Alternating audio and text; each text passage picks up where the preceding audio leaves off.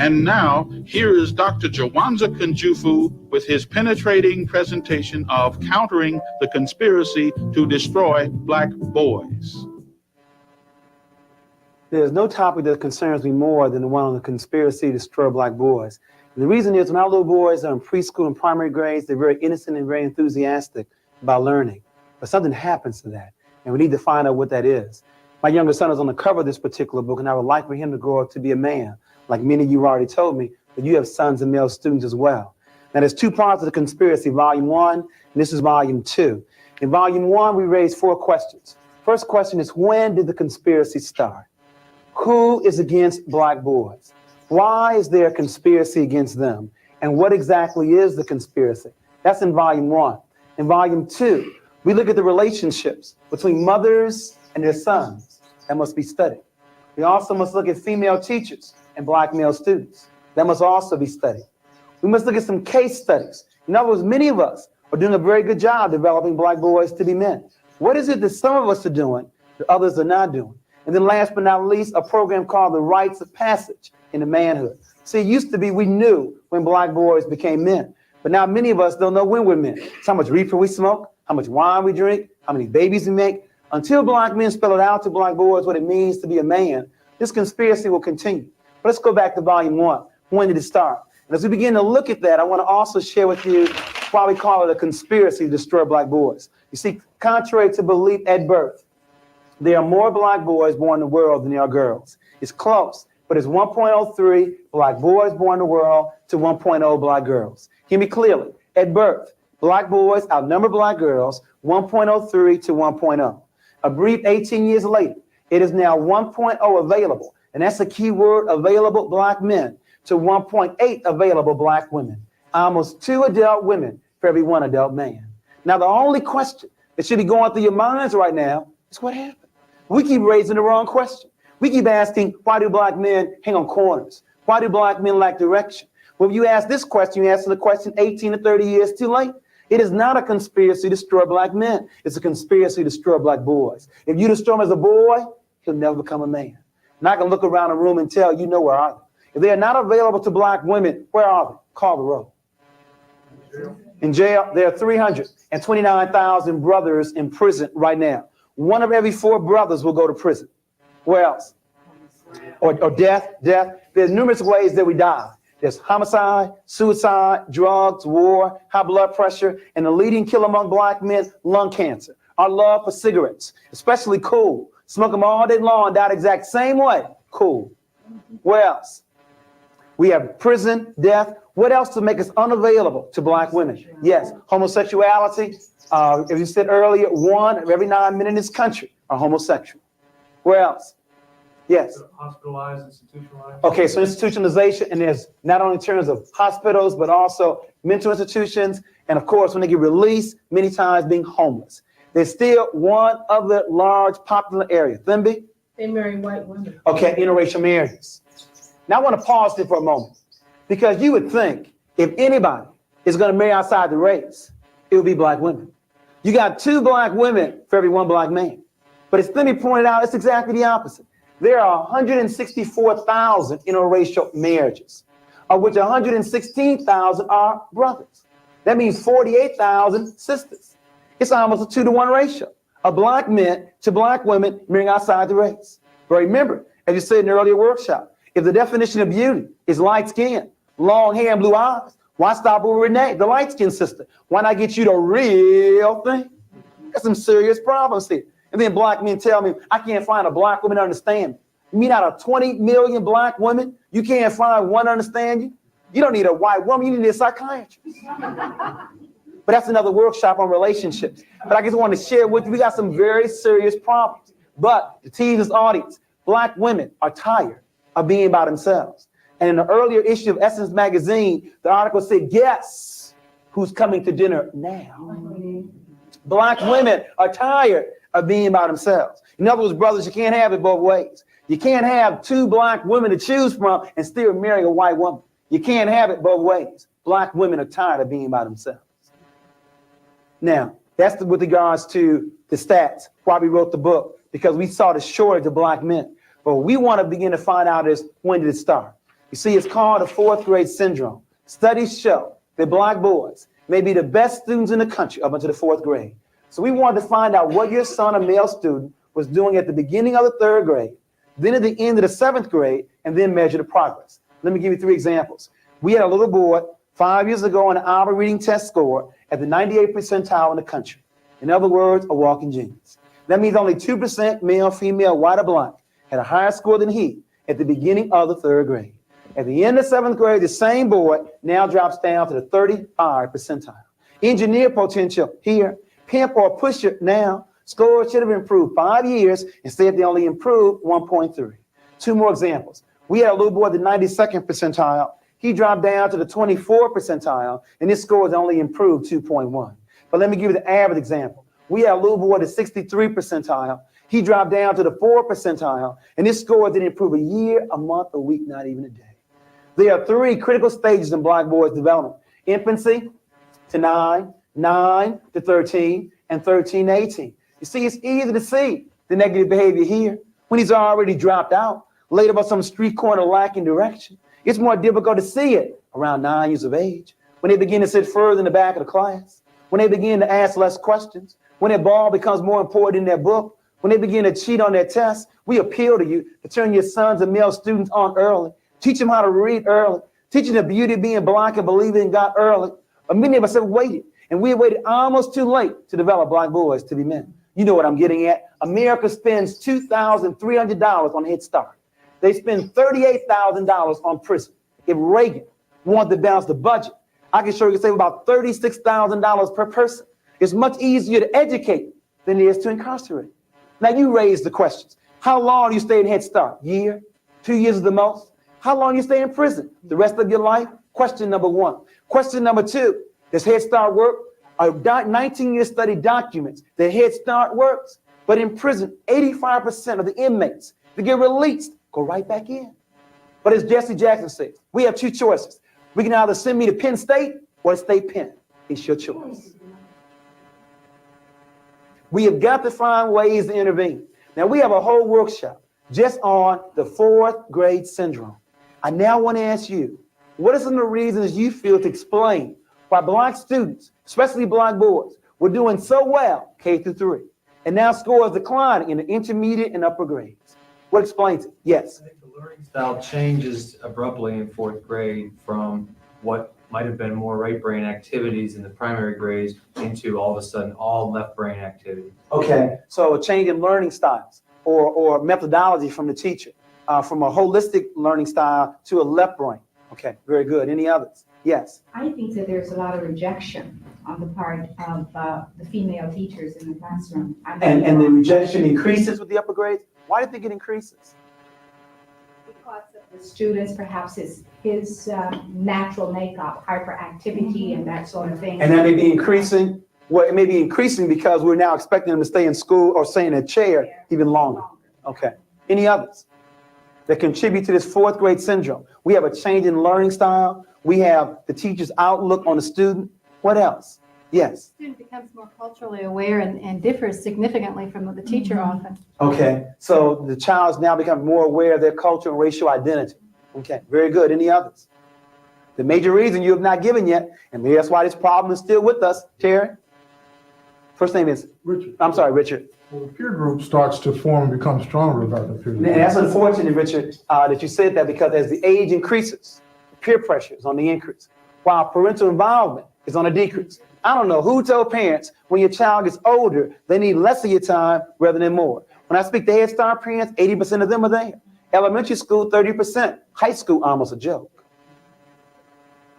We have to work on that. That's another workshop too, on parenting all the way through, not just in those quote unquote tender years. But the major reason, it's not on the board yet. Still looking for it. Yes, Gwen?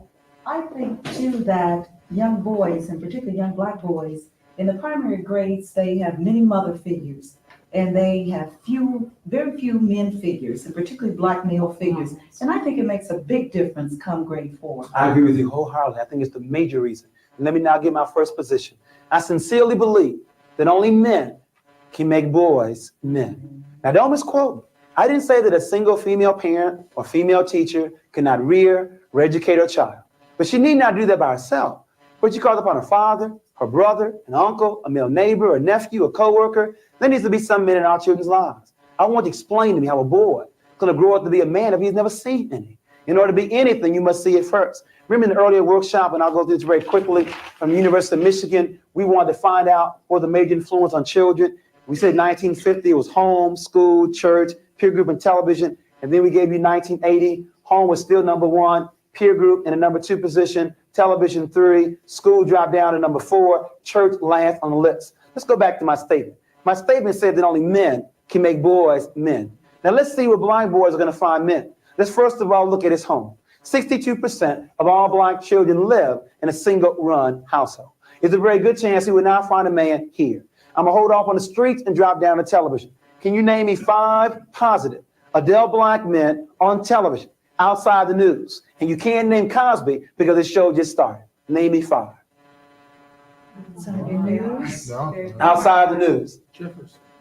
And you better not say George Jefferson. So they find very few black male role models on television.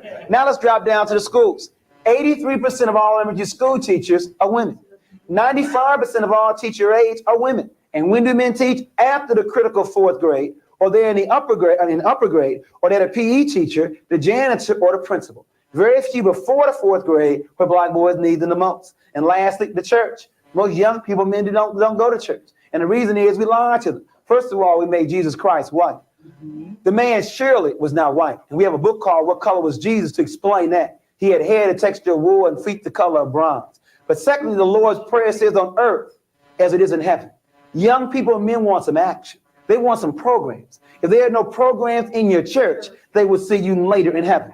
As a result of not finding a man at home, few on television, few in school, and not wishing to attend church, the last place is the streets. And that's the problem. The streets do a very poor job making men. They do a better job making pimps, pushers, and a few basketball players. Their hero, Michael Jordan, has said there were 1 million brothers that won his job last year in the NBA. Of this million, only 400,000 will even make it to play high school ball. Of this 400,000, only 4,000 will make it to play college ball. Of this 4,000, only 35 will go to the coveted NBA. Of this 35, only 7 start. And the average life in the NBA is 4 years. You got 1 million brothers looking for 7 full-time jobs that last 4 years. This conspiracy is complex. It goes beyond the NBA. Even schools are in on it. What will be the first thing you see when you walk into a Cincinnati high school? A large trophy case. And that was even schools give more glory to their ball players than the scholars. That's said in the earlier workshop. Where are the pep rallies for the honor roll? In other words, even school, I can understand the NBA, but even schools give more glory to their ball players than their scholars. This conspiracy goes beyond the NBA, though. It goes beyond schools. Jesse Jackson is giving you the clue one more time. Is it not possible for a black man to be president? For a white woman to be president? For a black woman to be president? Is the club only reserved for European men? You didn't know that a white boy with a high school diploma makes more money than a white woman, black woman, or black man with a college degree? The motive for the conspiracy is clear. For the question of why is there a conspiracy, the answer is white male supremacy. In other words, white men are not afraid of women, black or white, because women have no power anywhere in this world. The threat to European men will come not from women, it will come from other men. And the best way to destroy black men is to destroy them as a boy. The motive is white male supremacy. But before you get comfortable blaming somebody else, let me make sure we're clear. On a conspiracy, there would always be 2. You see, you have the active conspirators and you have the passive conspirator. See, it's like child abuse. There were always 2. You have the father who does the beating, active, but you have the mother who turns her back, passive. Isn't apathy, indifference, low expectations, buying hot goods in the black community, isn't that also part of a conspiracy? You have the active and you have the passive. In a conspiracy, there would always be 2. Let me now give you the starting lineup. We'll start with the active ones first and then move to the passive. Leading off, batting in the number 1 position, representing this country, institutional racism. Batting first is the president. He bats in the number 1 position. Batting second, representing the Trilateral Commission, the Fortune 500, big business. David Rockefeller bats number 2. Batting third, representing the military complex. You didn't know, black people, 12% of the population, 1/3 of the military. and died 41% of the time in the Vietnam War? The chief of staff. That's number 3. Batting 4th, and I don't mean Marlon Brando. I mean the real godfather. Drugs running rampant in the black community. Please don't deceive yourself. If America is the number 1 power in the world, they could police their borders to stop the drug traffic. These men and what they represent intentionally want to make sure the black boys never grow up to be men. But remember, they got some help from some of us who really like black boys, who may even have black boys at home, just didn't know any better. And so we bat number 5 through 9. Batting 5th, not all, but some mothers who raise their daughters and love their sons. Batting 6, some female teachers who don't understand that boys have different learning style than girls. Batting 7, representing the media in this country, shows like Gary Coleman and Webster. Shows that make me sick. Shows that illustrate that black men cannot raise intelligent black boys to be men. In other words, we need a white father for Gary Coleman and for Webster. It's all part of the media image. It goes all the way back to Tarzan, all the way back to Superman, all the way back to Rambo, to Rocky, all part of white male fantasy trying to control the world. It's all part of a scheme. Make sure you heard me. It's consistent with Superman, Tarzan, Santa Claus, the white father, all part of that scheme. Batting 8, the macho image, Mr. T, and we'll look at today someone like Prince or Magic Johnson or Isaiah Thomas. In other words, no need to study, just be macho, just be a superstar. In other words, Mr. T, Prince for entertainment, Isaiah Thomas or Magic for sports. And then last but not least, a black woman by the name of Kathy, who will do anything for a man, and a black man by the name of Willie, who does not feel good about himself. You see your faces right now. Who's Kathy? You have to stay to the end to find out who's who. The starting lineup: Reagan, Rock. No, you don't know who Willie is, though. We got a new theory for you now. We used to end with Donna and Kathy, but now we're going to give you the Eddie Willie theory. We have a new one. So we have we have Ronald Reagan, David Rockefeller, Caspar Weinberger, the Godfather, some mothers. I didn't say all, some mothers, some female teachers, the media image, macho in sports, and Kathy and Willie. These people and what they represent, intentionally or subconsciously, want to make sure that black boys never grew up to be men.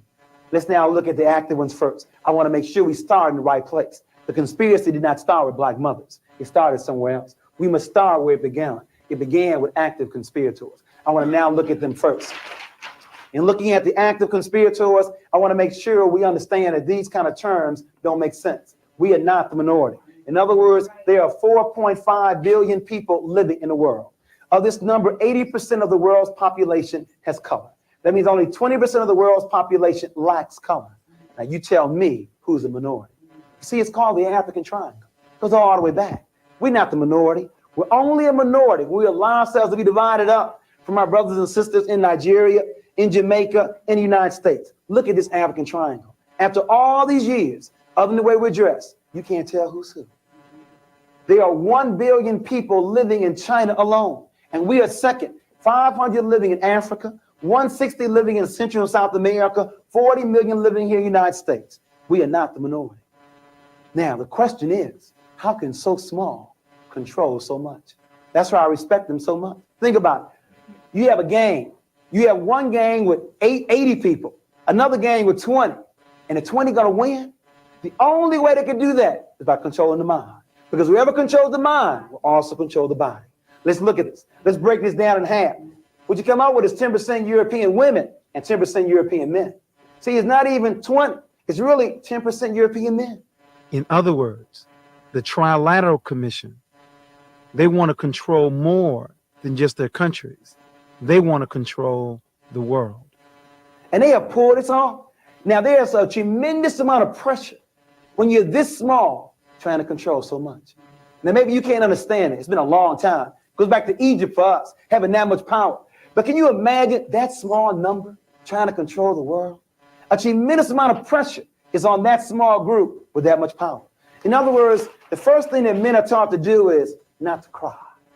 I'm quoting from their own Goldberg. The book is called The Hazards of Being a Male. The tremendous pressure when you're so small trying to control so much. The first thing that men are taught to do is not to cry. Think about it. Ever seen Ronald Reagan cry? John Wayne cry? They died with their boots on. They died in their saddles. They died like men. Now, any psychologist will tell you that crying may avoid suicide later. But as a result of European men not crying, European men commit suicide more than anybody else. Black men who want so much to be like European men are very close second. European women are third, and the most sane person in America, she don't make no money, but stay close to God and her children and cry. Black women commit suicide less than anybody else. Give yourselves a hand clap. In other words, if you think that money is the source of all your happiness, they make more money than anybody else, but they obviously are not happy. In other words, money may not be the key. Putting God and your children first may be the key.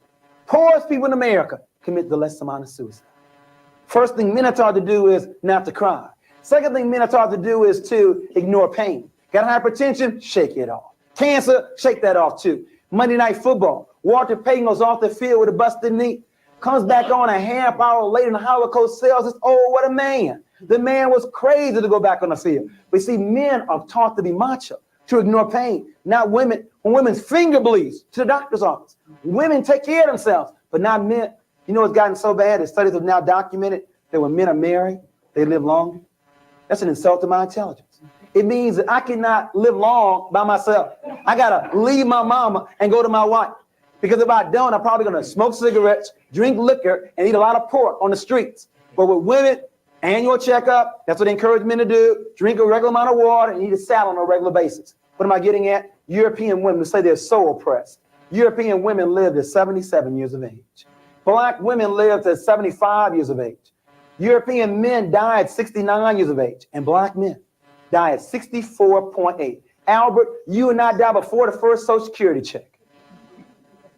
That law needs to be changed to lower it for us. We aren't living long to collect on the payment. This is sad. I'm gonna die 10 years before my wife. This is not theoretical. It's not just my son here. It's my life here and your life.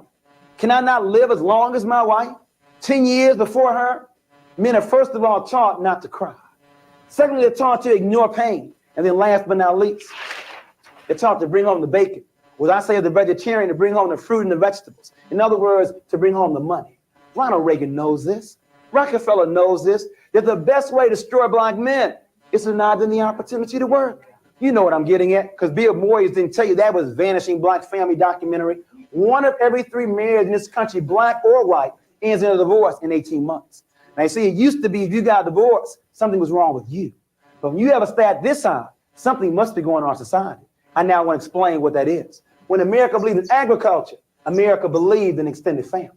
When America believed in the factory, industrialism, America believed in the nuclear family. But now that America believes in the computer, now America believes in a single parent family. Make sure you see my analysis. When the economy changed, the family structure changed. There was more than love in these relationships. There was some money involved here. Our grandparents worked the fields together, had economic reason to stay together, and so they did. In the factory, man works in factory, woman takes care of children. Economic reason again to stay together. But in this new economy, where you now have women working just as much, if not more than men, you now hear women telling men, I don't need you. Got my own job. Do what I want to do when I want to do it. And we are now doing it very well and by ourselves. You know the #1 song in America a couple of years ago, Ain't Nothing Going On But the Rent. If you want to be with me, you got to have a job. It's all about money. All about money. When the economy changed, the family structure changed. And so now we have a lot of people making plenty of money and lonely. They place money before family. You see, black men want to do what white men do. Buy their family a house in the suburbs, 2 cars, and once a year go down to Orlando for Disney World vacation. And when black men can't do that, they don't feel they're worthy enough to stay. Now you see, the problem is there are 2 responses black women can give to black men when they're out of work. Now the first response some women say is, well, if you ain't working, you got to go. If you ain't working, you got to go. That's the mistake. Because black men don't hire nor fire, nor control the means of production. Now, before black men say that's right, brother, you tell them, please, brothers, quit assuming that black women took our jobs away. Because black women also do not hire nor fire. We are being played off against each other for some crumbs. We recommend the second response. For black women to say to that man, well, if you ain't working, can you at least go back to school? Can you at least learn a skill or at least make dinner or wash dishes while I'm gone? But the problem is there are very few black men that look to black women for definition of manhood. Black men, as I said earlier, want to do what white men do, and that means be the breadwinner. What I'm getting at is we're going to have to redefine what it means to be a man. Because if being a man means being the provider, with 25% of black men out of work, that's a suicidal definition. You see, if I lose my job tomorrow, I'm still a man. As long as I'm responsible, treat my wife correctly, raise my children, that's responsibility. I'm not going to allow my employer to reduce my masculinity. I need to define what being a man is. And I think it's a perfect balance between the mental, the spiritual, and the physical. Not being a breadwinner, but a balance between the mental, physical, and the spiritual. Isn't it interesting? You have two black men. Both lose their jobs. One black man resorts to crime, leaves his home. He's been reduced by the society. The other black man sells newspapers, sells peanuts, does whatever he can to take care of his family. Same economic situation, but a different set of values. We have to work on that. A new definition can resolve this problem. I'm not belittling money. You have to have money living in America, but that's not the criteria for manhood. Boys make babies. Men take care of them. That's the definition. One more comment here. I mentioned earlier in our past workshop on the peer group. Let me share with you here this dichotomy where you have the mental over here and you have the physical over here. You see, a real problem is our boys have a difficult time finding a balance in the middle. I mentioned earlier homosexuality, and the figure is 1 of every 9 men in this country are homosexuals. It's going to increase. And the reason is because we've been so skewed to the physical, being macho, that when our boys want to be on the honor roll, they're labeled sissies. Want to be involved in the fine arts, labeled sissies. Want to be open, honest, communicative, labeled sissies. When you label something long enough, you begin to act that way. So you have the homosexuals over here, and you have the athletes, the machos over here. Tremendous dichotomy between these two. We have got to find some men that can teach black boys and Hispanic boys the balance between the physical and the mental. There's simply too much pressure over here. It's hard to find the balance, and women can't teach this. Only a man can do this. We need more black men who can do both of these areas. Physically balanced and mentally balanced. And spiritual in the middle. Comments, questions about what is a man? We've been looking at male behavior. Any comments or questions? Yes, Gwen? Explain what you meant by saying women raise their daughters. We're coming to that, Gwen. Matter of fact, I think it's probably the next point. Matter of fact, it is. Praise the Lord. Let's go to the next point. See, we were looking at the active conspirators, and we were looking at what the effect that causes on us in terms of male behavior. And we may not be able to control or to change Reagan, Rockefeller, Weinberger, but your question we can change. We can look at some mothers. And I said some, not all. The rumor is that some mothers raise their daughters and love their sons. My boy always loved his mama. 40 years of age, still went home with you. That needs to stop. Your boy is not yours. He is a future husband, a future father, and needs to be raised that way. Now, what do I mean by raised? Teach your son how to cook, to make up his own bed, to clean up his own bathtub ring because you raised your daughter. On the honor roll every marking period. Go to church with you every Sunday, and she can cook, sew, iron, and clean all, but then we have your son. Ain't never seen an honor roll. He plays basketball all evening long. Never goes to church and can't boil a hot dog. The rumor is we have some, not all, raising their daughters and loving their sons. Now, I know the historical reason. The historical reason is our societies always try to destroy black men, the lynchings. So black mothers always want to overprotect their sons. What's the reason today? I know the KKK is on the rise, but what's the reason today? Is it because your own black man didn't stay? You now replaced your man with your son? Your son is not yours. He's a future husband, a future father, and needs to be raised that way. Quit telling these 9-year-old boys they the man of the house. Ain't no 9-year-old boy ready to be no man of the house. But because you told him that, he now begins to wonder. When you then bring over your man for the evening, Mom, I thought I was the man of the house. Why are you bringing him over? You can't have it both ways. If he's going to be the man of the house, quit bringing your boyfriend over on Saturday nights. You know what's sad, though? These brothers think what they can do with their mamas They can do with their teacher, Yes. their coach, and everybody else. In other words, living at home with you in a $100 pair of gym shoes, $80 pair of a Gucci handbag. In other words, these boys have mastered how to manipulate their mamas. And they think what they can do with you, they can do with everybody else. Only to find out what you let them get away with, no one else does. In other words, 90% of all teenage pregnancy programs counsel the women. We have teenage pregnancy running rampant. But as far as the last time I looked, it took 2 to make a baby. But 90% of the programs let the brothers off the hook. The real question is, who is going to teach black boys to be responsible? And you don't start when he makes a baby. In other words, the real question is, who's going to teach black boys to be responsible for his personal hygiene, for his clothes, for his chores, for his room, for his siblings, for his allowance, for his studies, for his toys, for his schedule, and then his sex life. You don't start responsibility at 16. It starts very early. For example, when I was growing up, my father opened up a mutual fund account for me. And every year on my birthday, he explained to me, this is how much money you have in your account. But if you make a baby, all your money is going to take care of your child. Should it be any different? If I enjoy making it, shouldn't I also take care of it? So my oldest son, who was 15, I've been doing the same thing with him, the 9-year-old and the 15-year-old. So he told me last year, he said, Daddy, this money looks so good to me. I've just decided I'm not ever making me a baby. I'm keeping all my money to myself. But the point is, the boy understands responsibility. He understands if I make a baby, you will take care of it. There are mothers who know their son impregnated some girl on the same block, and they say, well, you know, boys will be boys. Yeah. They will be whatever you let them be. I want to pause now. Explain this. Why are some mothers raising their daughters and loving their sons?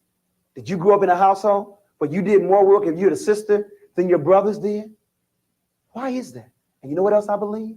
I believe that child rearing has a lot to determine in marriage. In other words, marrying a mama's boy is a very critical mistake because they can always go back to their mamas. Son, your room is just the way it always was. Got your favorite pound of cake whenever you want to get there. It is terrible marrying a mama's boy. Comments. It's my water break. Give me some feedback on mothers with their sons. What do you think of my analysis? It's devastating. It's on target. Any other concerns about mothers and their sons? The boys will be boys is real bad. Right. That's exactly where you keep them as boys. Right. Where you teach them to be responsible, they will grow up to be men. Well, more apt to be anyway. Mm-hmm. But a lot of mothers, You know, the shortage of men in the church, that can be corrected by taking our sons to church.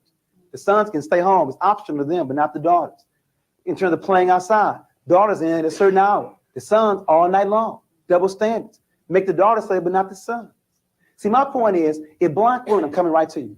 If black women know what problems they have with their own black man, why don't they correct it with your son? See, if you know what the problems are with black men, your little son, that's somebody else's husband. All what you know needs to be done, put that into your son. Right, why perpetuate if you really love your sisters? If you really love your sisters, correct the problem with your son. Yes, sir.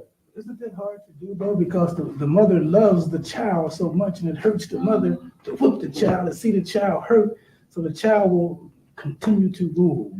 But that's interesting. They love their daughters too, but they whip their daughters. You know, I'm seeing this phenomenon is that the mothers are also spoiling some daughters. True, but you know what's spoiling some daughters? And we don't have enough of these men there to do it. Yeah. Fathers. That's my baby. In other words, it's very interesting. See, when the father's there, see, it's something about a black man or a father seeing this male, his same size, sitting on his sofa, eating up all the food. Boy, you gotta go. But see, his daughter can stay there as long as she wants. But see, the mother knows the daughter. And so the mother, you gotta go too. See, mothers make the daughters go, and fathers make the sons go. But when the father's not there, there's nobody to make the son go. Okay.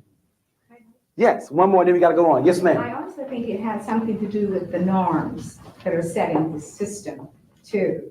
And we try to emulate those as Black people. Saying, for example, I was brought up on a farm and everybody worked together. But then in society now says the male has a role, the girl has a role. So the parents try to perpetuate that. Correct. And what's sad about that is you can't fault the black man who you marry not wanting to wash dishes. He wasn't forced to wash dishes at home. So you can't fault him when he marries you. You have to teach him early. Teach him early. Next issue, female teachers. We're also very concerned about female teachers. Remember, the exact percentage is 83% in the elementary grades. The number of black children in public schools, 17%. But black children are 41% of all the special ed children. Now, 17 doesn't equal 41. LD, learning disabled, EMR, educable mentally retarded, BD, behavior disorder. It gets worse. If a black child is going to be labeled special ed, 85% of the time it's going to be a black boy. Why is it not 50-50 black boy, black girl? Well, the reason may not be with just black children, Bill Moyers and Patrick Monahan. It may be up here at the top. It may be that female teachers may not know that boys are different than girls. You all didn't know that, didn't you?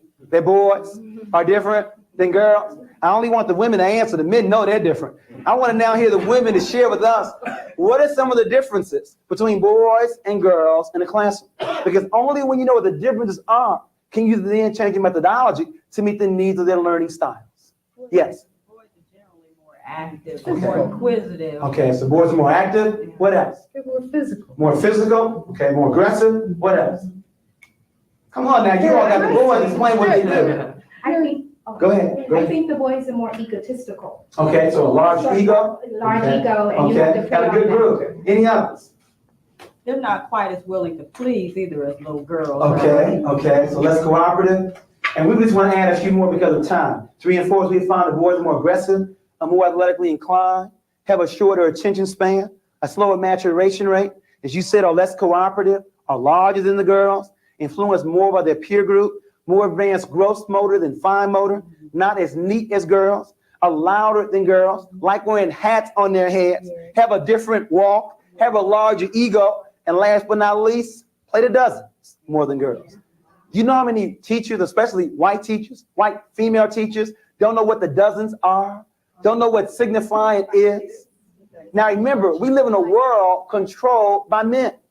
Males want to find out who's the best, or as they say, who's the baddest. Now remember, in school, the rule is you can't fight, but they still want to find out who's the best. They create a new game called dozens, signifying.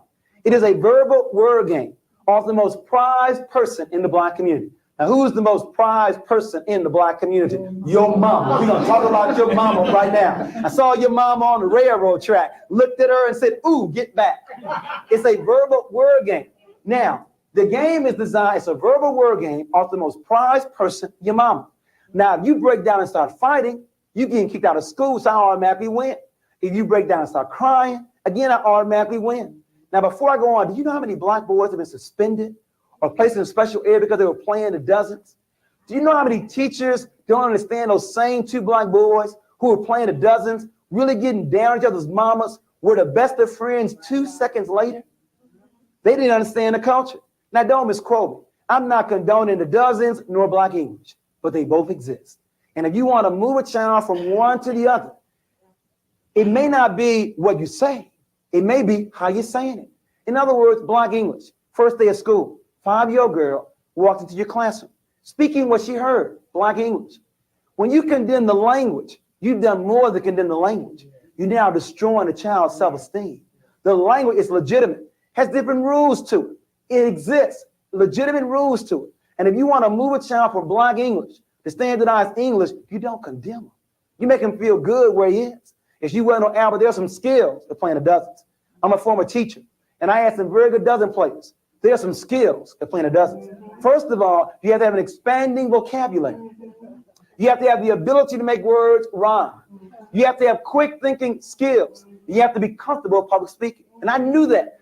So I used to tell Willie, my best student, Willie, if you were that good playing the dozens, making words rhyme, vocabulary, on alike, I want you to be the MC at all my programs. I want you in my drama department or my spelling bee team.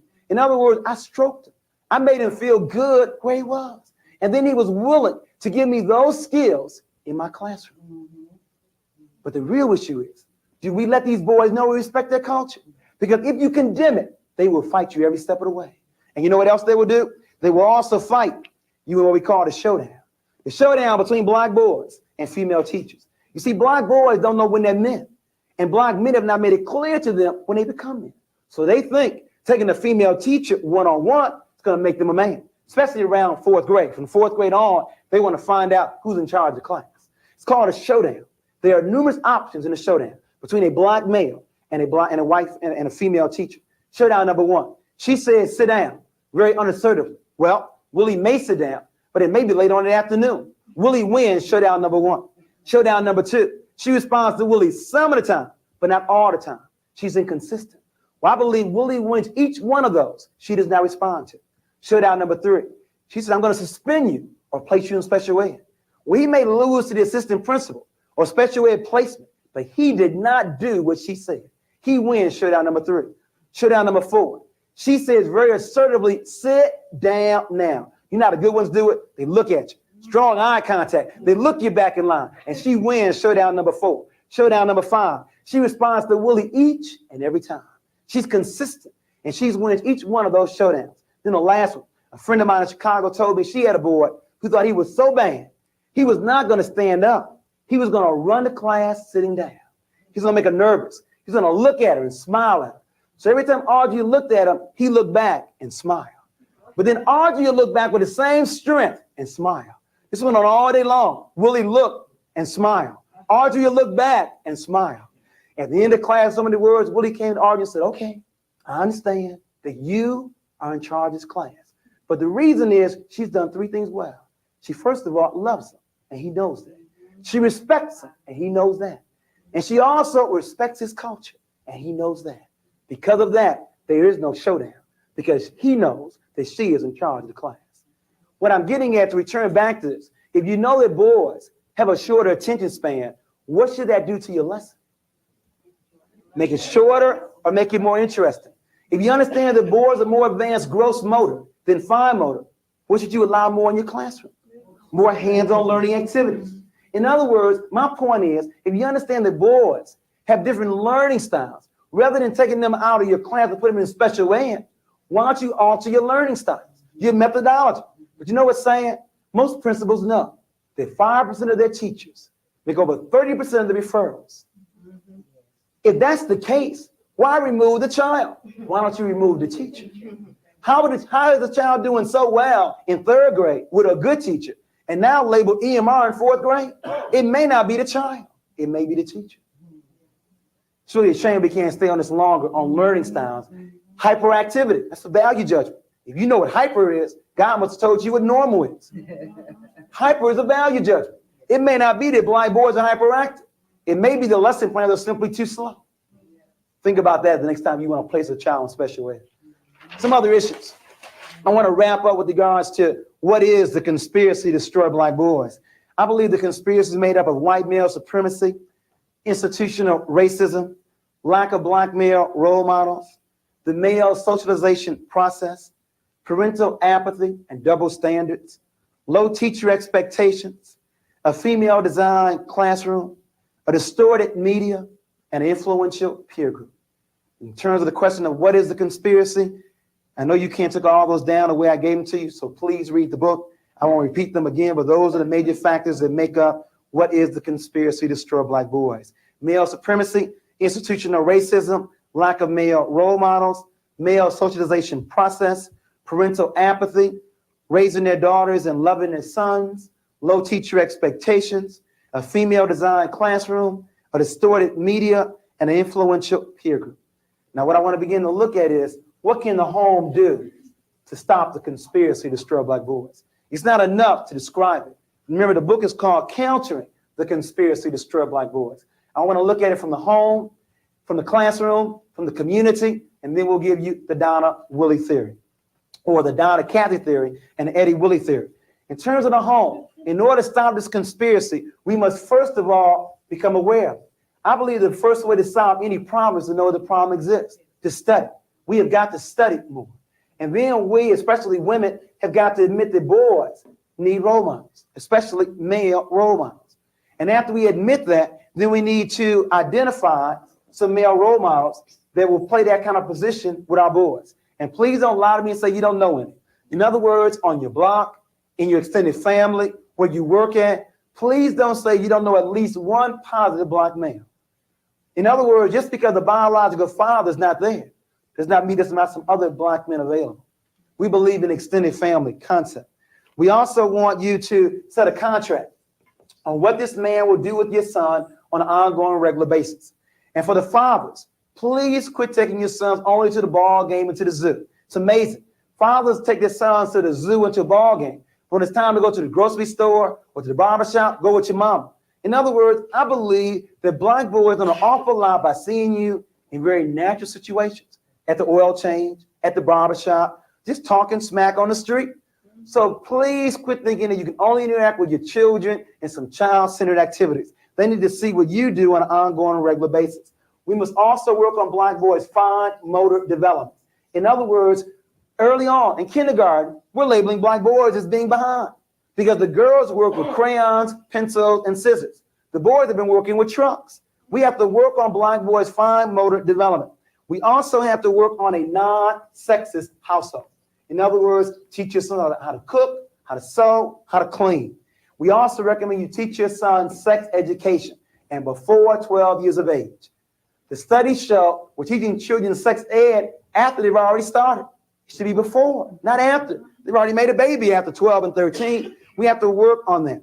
We must also monitor the peer group. You know, good parents have always done a number of things well with the peer group. First of all, good parents know who their children's friends are. They invite them over to get to know them better. And many times parents program the peer group to make sure their child runs with the right group. My parents enrolled me on a track team. I had to run cross country, indoor and outdoor track. Rather than running around a gang, they had me running around a track. My parents did that intentionally to make sure. Good parents also monitor television. TV cannot be turned on by itself. Quit blaming the television set. We must also look at us. And then last but not least, we must listen to our children. Many times they tell me, my parents don't listen to me. That's why the peer group is winning. The peer group listens. Many times we don't.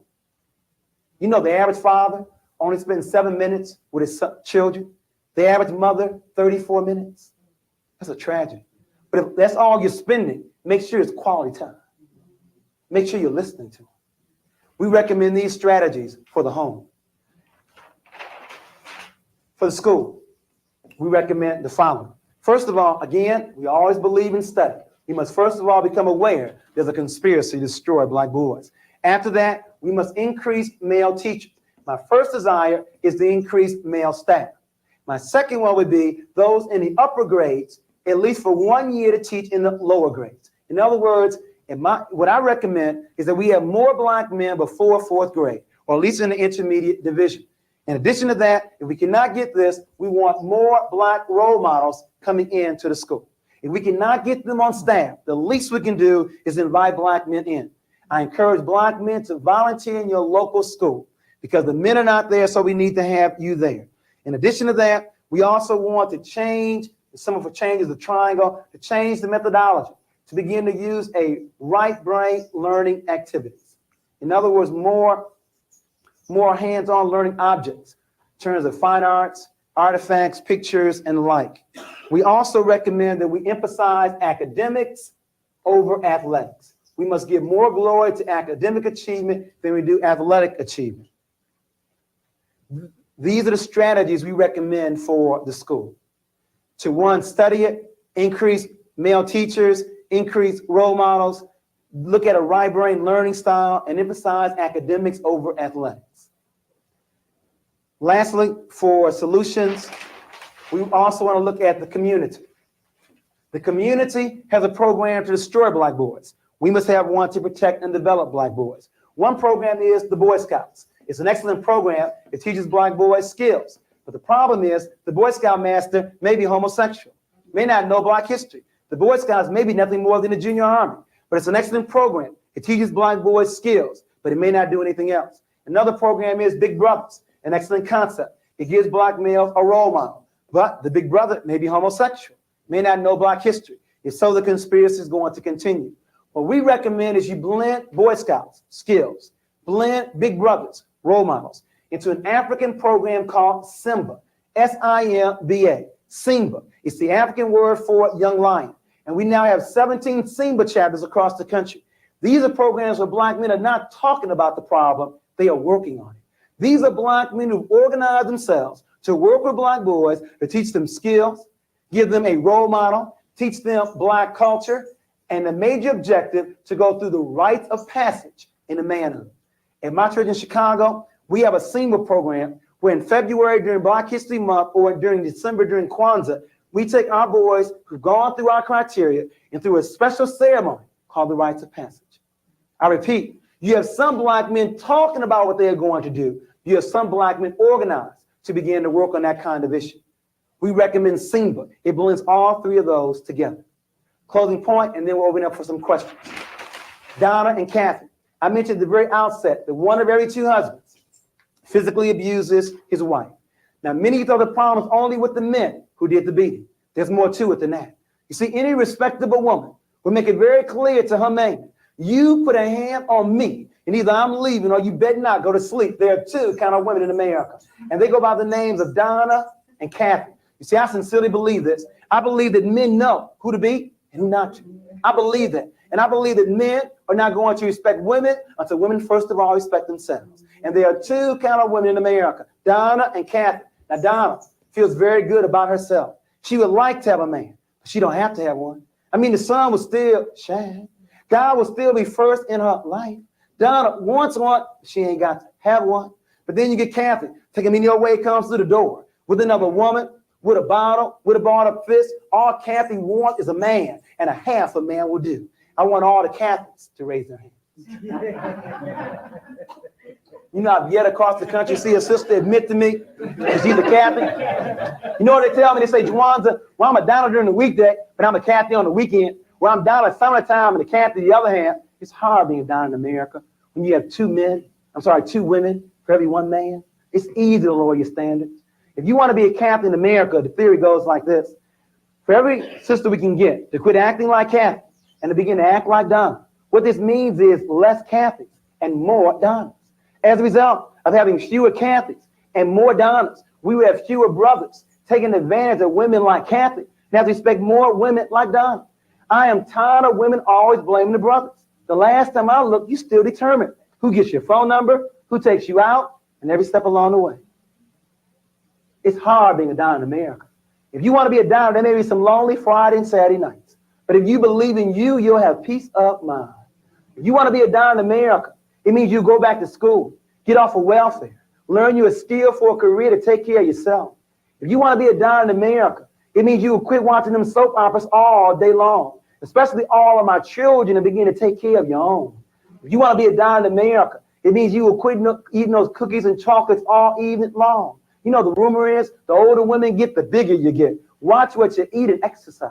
And then last but not least, if you want to be a Donna in America, you need to put God first in your life.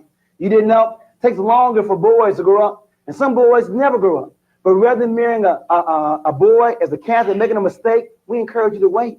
But while you're waiting, don't complain. Keep developing yourself. So when the brothers finally get ready, you'll be ready too. A good marriage still takes two and not one. Now, as you well know, Glenn, we used to end with the Donna Catholic theory. But the women got on our case in Juwanza. If you're going to talk about the conspiracy to destroy black boys, don't end it talking about us. End it where you started it, with the brothers. So I now want to give you the Eddie Willie theory. Eddie is dedicated to my father. His name is Eddie, and I believe he's a very strong example of a black man. There are two kind of men in America, Eddie and Willie. Willie makes babies. Eddie takes care of them. In other words, Willie believes it's not the quality, it's the quantity. Willie has made a lot of babies. Eddie believes in not only taking care of them, he hugs them. He believes that men should hug their children, works with them on their homework. Eddie takes care of them. Willie makes them. Point number one. Point number two, Willie only works, and maybe not even then, outside the house. Eddie works inside and outside. In other words, Willie may cut the grass. He may rake leaves, but he definitely is not working inside the house because men work outside and women work inside, but not Eddie. Eddie believes in whatever it takes. Washing dishes, making dinner, whatever it takes. And then last but not least, Willie is very insecure. And so Willie verbally and physically abuses his woman, but not Eddie. Eddie is very secure. In other words, Eddie encourages a woman to go back to school, to get a promotion on her job. Eddie encourages his woman to go to church. You know what I even heard? Eddie goes to church with her. And the reason is Eddie is his wife's best friend. And because of that, he understands that putting his woman down is not the key. The key is feeling good about yourself. When you feel good about yourself, there's no need to put anybody down. I want all the Donalds and all the Eddies to stand up and give yourselves a very strong round of applause. Thank you very, very much.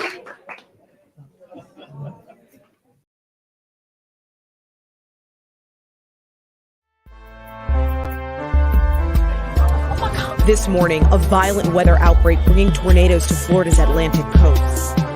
Now to that urgent and massive manhunt after that deadly mass shooting near Houston. The youngest victim just 8 years old. Police say the suspect. Here at International High School of New Orleans is making quite an impression on the college admission. Dennis Barnes has gone into 125 colleges and universities. He's also earned millions in scholarships. As for how he did it, well, the teen is very humble and credits hard work and those around.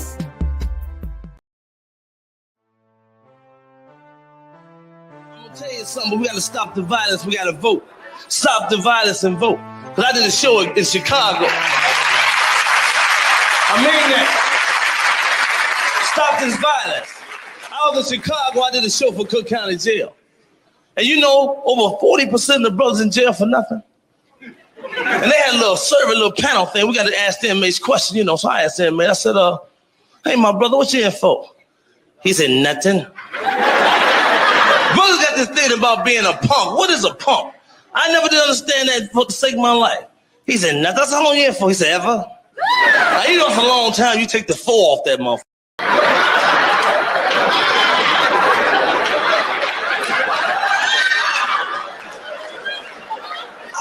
I said, so what you in for? I ain't no punk. I didn't tell on my boy. I said, what, you in jail for another motherfucker? No, you ain't no punk. You a new fool. Cause I'd be dead if I serve time for any of you motherfuckers. I'll be in court just like this. Judge be like, who are you? I'll be like, punk. Your Honor, he killed that motherfucker. Shot him in the head 4 times, kicked him in the face. I tried to call you, but the line was missing. I'm ready to knock him out of here.